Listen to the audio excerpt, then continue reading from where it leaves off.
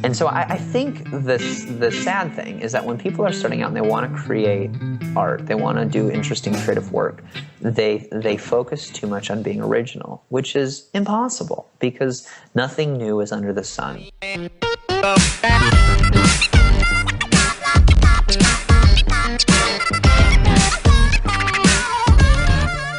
Welcome to The Portfolio Life with Jeff Goins. This is the podcast that helps you to pursue work that matters, make a difference with your art, and discover your true voice. I'm your host, Jared Easley. Today, Jeff will answer questions from listeners. But first, this episode is brought to you by Jeff's latest book, The In-Between. The In-Between is a call to accept the importance that waiting plays in our lives. You are invited to pick up your copy of The In-Between by going to goinswriter.com/inbetween. And now, Jeff Goins.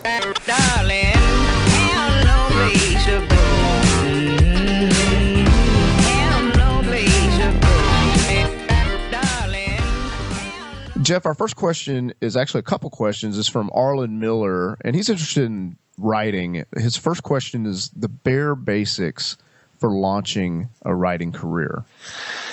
Yeah, well, great question. I have thought a lot about this, and I've spent, the past 2 years figuring this out, going from, writing on the side to kind of splitting my time between a day job and doing this thing that was starting to, make a living for me, to launching out and doing it completely on my own, and then figuring out, what are the new tensions associated with that? How do I manage my freedom and, still get to continue to do this? And I think that there are 3 things that you need to do, that you need to start now and that you need to continue if you want to be a writer of any sort, especially a professional writer. And the way I kind of came upon these 3 things is I had really been pursuing them without completely understanding it, doing it subconsciously. And then when I went pro, I thought like the rules changed or something. And so I was kind of a mess for this, first 8 or 9 month period when I was writing full time, running a business, doing all of this. I had to kind of come back to those fundamentals that got me started in the first place. And those were these 3 different habits that I now practice on a weekly basis. And I've shared them before, but I think they're so strong. And the first is this: I do something to build my craft. Craft is an essential component of any trade that you do. And the dictionary definition of craft is skilled work that you usually do with your hands, which, is kind of an antiquated definition because, there's lots of skilled work that doesn't necessarily involve your hands, but writing does. So I go, hey, that qualifies. And so for me, if I'm not getting better on a consistent basis, 1, I don't really feel like I'm honoring my calling. And 2, I'm not giving my audience my best work, which is what they deserve. And we've all followed people, successful, talented people, and seen some of them kind of plateau or keep, delivering the same old jokes, or get stuck in a certain style of music, or keep trying to sell me, different versions of the same product. And it eventually gets old. We want change. We want them to get better because, it gets boring. And I think, films are a great example of this. If we're not constantly seeing new, better special effects, if we're going to an action movie or sci-fi movie, we're sort of disappointed. And same thing goes for, any kind of film, if it keeps getting worse, and some films kind of are getting worse, where the acting is getting more and more cliche, or it's just not continuing getting better, we get bored. And, conversely, if you think about some people who are truly dedicated to their craft, to their art, and they're just constantly finding ways to make it better, it captures your attention and your loyalty in a way that can't really, be described. So that's what I want to do for my audience. I want to keep getting better. And so I do something at least once a week to build my craft. And when I was first starting, I was doing this very aggressively. I was writing, at least an hour or 2 every day before I started my day. And I was publishing to my blog every day, and doing that, showing up, forced me to practice, got feedback from the public, and it made me present my best work every single day. And because I had a daily deadline, I was able to turn things around faster and faster. And it just took a hobby and turned it into a habit, and really kind of provided the bedrock of skill that I needed to do, to do it professionally. And once I'd launched out and started doing this professionally, I kind of coasted for a while, and I noticed that people were getting bored, and I was getting bored. And so I've gone back to this discipline of trying to become a better writer through reading books that challenge me, through writing more even when I don't feel like it, and really trying not to just coast on my past accomplishments because it's boring. So that's really the first habit, is you've got to do something on a regular basis to build your craft. The second habit is building your brand. And I know that people have different opinions on this. Some people are super marketing savvy. They love the idea of branding. And other people hate this idea that you've got to have a platform or market yourself. And I have a lot of artist friends who especially feel that way. And I can empathize with both sides. But here's the bottom line.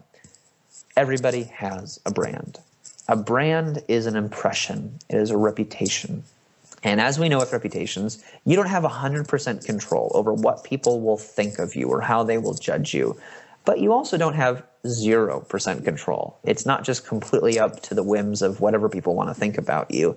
The truth is that some stereotypes are true, and some impressions are based on, something that you've shown somebody. And so what you want to do is you want to have as much control as you can over your brand, over your reputation, over your impression that you're leaving on people. And a brand is just another word for that. It's a way to intentionally hone this impression that you're making on people. And you don't want it to be false because, we all know those people that put the best picture of themselves up on social media, and then you meet them in real life and you go, you don't really look like that, or people who pretend to be one person in their public persona and are actually somebody else in their private life. Those kinds of brands don't tend to endure. But on the other hand, you don't need to share everything about yourself because brands tend to be simple. They tend to be memorable, and they tend to be about one thing. And so what you want to do is you want to pick the thing that is going to be interesting and probably helpful to people. Like, I like guacamole, but I don't need to be the guacamole guy because that's not something that I found that I can, be particularly helpful to a lot of people.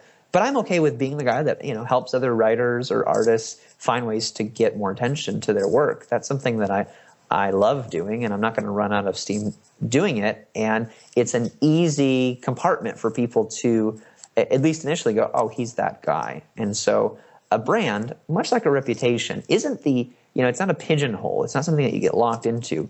But it's like when somebody's going to introduce you, they want to say, well, he's this person, or she's, she does this kind of work. And a brand helps people wrap their minds around it. And it is a service to people. I know it feels like, it can feel like, well, we're getting locked into this thing. But really, it's just a first introduction. It's an impression, and it gives you an opportunity to build on a relationship. And we know that first impressions, whether or not they're 100% valid, they matter. And some people will meet you for the first time and they go, I don't want to hang out with that person. And you don't want somebody to come to your website or read your book or, read something that you wrote on social media, and because of that impression, because it was sloppy or it wasn't focused or there just wasn't anything memorable about it, they go, I don't want to hang out with that person. I don't want to see what else they have to say. If you're trying to get your work to spread as a writer, building a brand is important. And you don't just build it with, the outside audience. You build it with your peers and your mentors and your friends. And all of these people are people that talk about you. And so what you want to do is give them something to talk about. And again, it can't be dishonest, but it can be simple and it can be memorable. And you have some control over it, but not 100% control over it. I like what my friend John Acuff says. A brand is a story that somebody else tells about you. It's your story, but somebody else tells it. And I think that's true. And what also is true is you have a little bit of control of how that story gets told. And so you do have a brand. Why not take control of it? Why not own it? Otherwise, people are going to say whatever they want about you, and it probably won't be true, or it won't be as true as the story that you could help them tell, because who knows you and who knows your brand better than you? So the third habit is to build a business. And if I didn't lose you on the building a brand part, and you're a bit of a purist as I am, I probably lost you just now talking about building a business, because I don't want to build a business. I just want to do my art. And I totally related to this for years until I realized that I only have so many hours in a day, and I only have so much money to spend. And once that money gets spent, I got to go get another job or work some more hours to make more money to buy groceries and pay the bills and take care of my family. But if I can somehow connect my passion to a business that allows me in some way to get paid to do the thing that I love, then I can do the thing that I love more. And as Walt Disney once famously said, we don't make movies to make money. We make money so that we can make more movies. Or as Stephen Pressfield recently wrote in a blog post, money buys you another season to create more art. So that royalty check, that advance for your record, that day rate that you got for doing consulting, that buys you a season to create more art. And so money is not a master. You don't create art for money, but it is a means, which is to say that it does help you create even more. And for that, we do have to talk about the B word. We do have to talk about a business. And business is kind of a funny concept, because really all it is helping people. It's creating value, and it's allowing people to pay you for the value that you create. And in that sense, every writer has a business, whether they realize it or not, because every writer is creating art. They're doing something interesting that is challenging people, and that's valuable, even if you may not recognize it. But disciplining myself to start a business and allowing people to pay me to do the thing that I love was one of the best ways for me to buy more margin in my life to create even more. And so I know it seems unsavory, but it doesn't have to be. And if you do these three habits, if you focus on building your craft, you're going to get better, which is going to make people like you even more, and they're going to see that you're doing interesting work.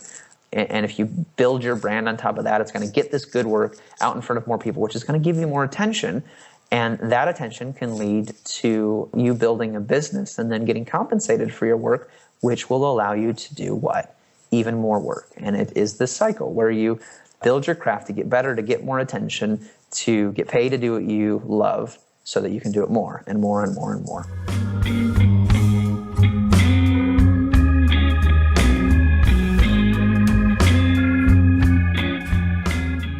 Jeff, I'm sure there's some listeners right now who really feel like your guacamole could be helpful.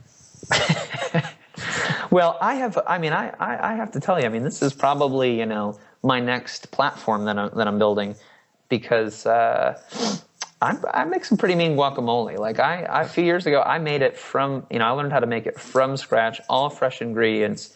It's delicious. So we might have to explore that. That might be the next book. Well, I'm hoping at the very minimum you'll post your recipe on Facebook. Yeah, we'll do that. I'll do a little video. Awesome. The next question from Arlen is, what are the keys to engagement with your audience? How do you engage people? How do you really get that attention that you want? And I think that comes down to building a brand. And so building a brand is really about building a community. And that means identifying the people who are already listening to you, and how do I build upon those people? And whenever I tell people this, they say, well, I don't have anybody listening to me. And I go, really? Like your mom wouldn't read what you wrote, or your husband or wife or your next door neighbor? And maybe they aren't reading it, but if you wrote something on a piece of paper and brought it to their doorstep, they wouldn't read it. You have relationships in your life, which means you have equity. You have connection with people who care about you.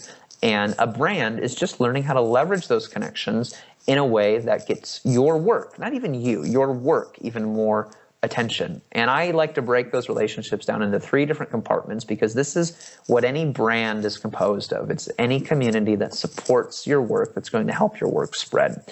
The first group of people is friends.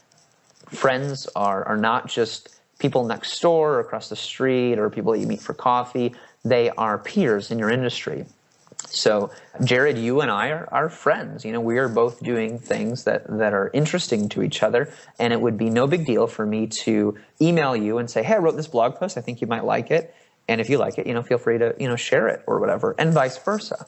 That's what a good peer does. They're brothers in arms. They're people that are walking alongside each other, encouraging each other. Maybe, you're a few steps ahead or a few steps behind, but you're pretty much, in the trenches together doing the work. And the job of a friend is to encourage you through the process.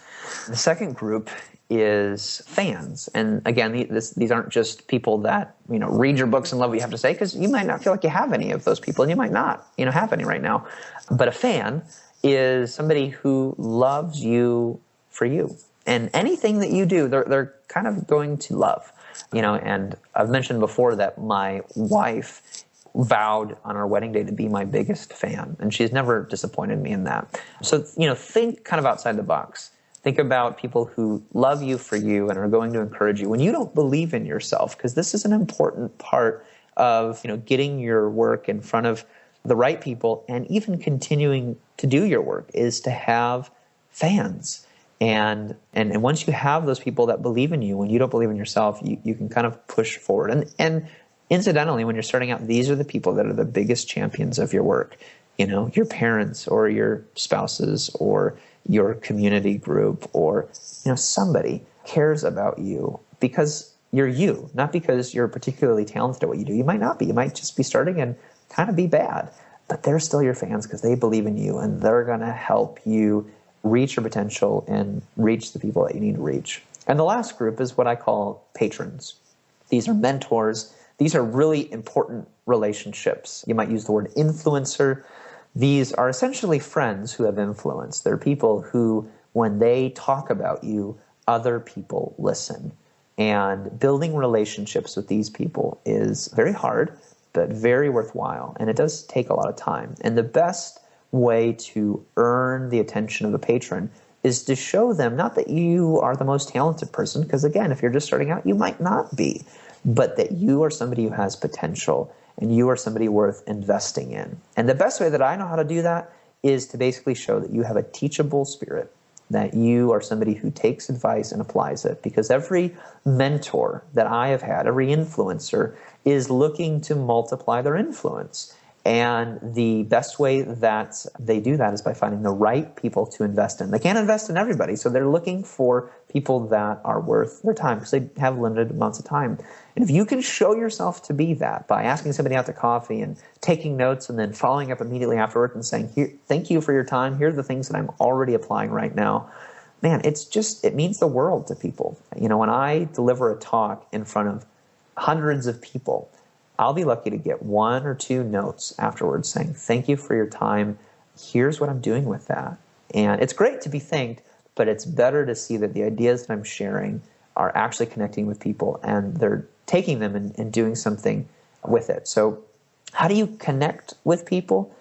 I didn't talk anything about writing or blogging in this little segment because that's sort of the content is secondary to the relationship. People say content is king. And if that's true, I think relationship is queen. But I really wonder if relationship is primary and content is secondary. And certainly, you better have something good to say, so that is sort of like a prerequisite. But without the relationship, your words are going to fall flat. And so the best thing that you can do to make sure that your content connects with people is to identify who is going to make up your community. And I would recommend beginning with those three groups: friends, fans, and patrons. Jeff, I would imagine some of the listeners are taking notes here and they're going to, moving forward, not just thank you for the podcast, but also tell you what the podcast is helping them to do moving forward. I kind of set myself up for that, huh? So I'm looking forward to those messages. The last question that Arlen is curious about is, and I'll put this in quotes, the bane of being a copycat. Yeah, well, I have kind of a funny take on this. I don't think being a copycat is a bad thing. In fact, I think it's inevitable. I mean, I've been reading a lot about famous artists, Van Gogh and Hemingway and people whose work is revered and will probably be timeless for hundreds of years from now. And when a lot of these artists, a lot of these creatives started out, they started out copying other people's work. And I mean that not just like doing derivative work. I mean, they literally copied it. And this is actually a technique that classically trained artists do. Musicians, writers, and visual artists, painters, and so forth. It's a part of your practice. And I was just reading about Van Gogh. His mother was an amateur artist, but she was pretty good. And when Van Gogh was just a child, he would trace his mother's drawings. I mean, he was literally copying what she was doing. And he went on to obviously be, an incredible artist and much better than his mother, I would argue. But it began with copying. It began with doing derivative work, with being a copycat. And so I think the sad thing is that when people are starting out and they want to create art, they want to do interesting creative work, they focus too much on being original, which is impossible because nothing new is under the sun. But how is it that we still see people doing work and we go, wow, that's really interesting, and it seems kind of creative and original. But when you actually talk to them about it, it's fascinating to see how many people felt like they were just copying somebody else. U2 famously said when they were being interviewed, I think in like the early 90s, maybe it was even in the 80s, somebody said, hey, how do you get that, that U2 sound? Where did that come from? And anybody who now hears a U2 song goes, wow, that's U2. I mean, you can hear the guitar riff, you can hear Bono's voice. It just has this feel to it. And I think it was Bono who said, all we were trying to do was copy all those bands that were playing in the 80s, all those people that we looked up to. But the reality was we weren't good enough. And so all of our songs were our best attempt to try to make that sound, but we had to do it in our own broken way because we weren't that good. And so we had to adapt to the work in order for us to even be able to play those songs. And what ended up coming out of it was something that looked kind of original. And I think that is the really interesting byproduct of being a copycat is you, like an artist, you copy so that you get the fundamentals. I mean, it is a practice of novelists and creative writers to pick one of their favorite books and write a few pages of that book, word for word. You're just copying it. You're picking up Pride and Prejudice or Farewell to Arms, and you're just writing, a few pages. And something happens. Writers believe that when you do that, you get kind of the fundamentals of whatever made that work great and whatever that writer's style or voices, you get that into your bones, into your muscle memory, and it influences the work that you create later. So we all begin as copycats. But as we continue to find different sources of inspiration, we start hodgepodging it together in an interesting way that we essentially create a portfolio.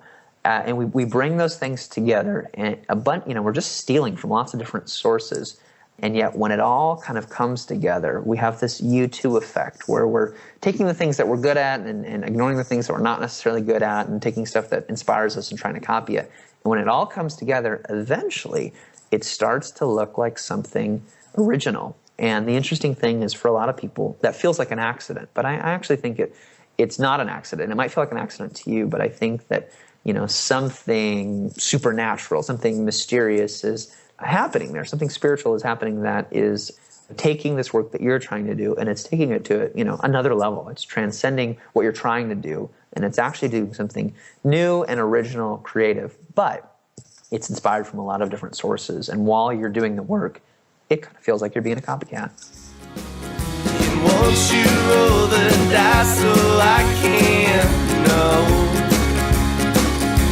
which way I should go? Thank you for listening to this Q&A episode of The Portfolio Life with Jeff Goins. You are welcome to submit your question to Jeff by going to facebook.com/GoinsWriter. Your question may end up on a future episode of The Portfolio Life. You're also welcome to visit Jeff's website, GoinsWriter.com, where you can learn more about writing, marketing, creative business ideas, and making a difference in the world. Thanks again for listening to the show.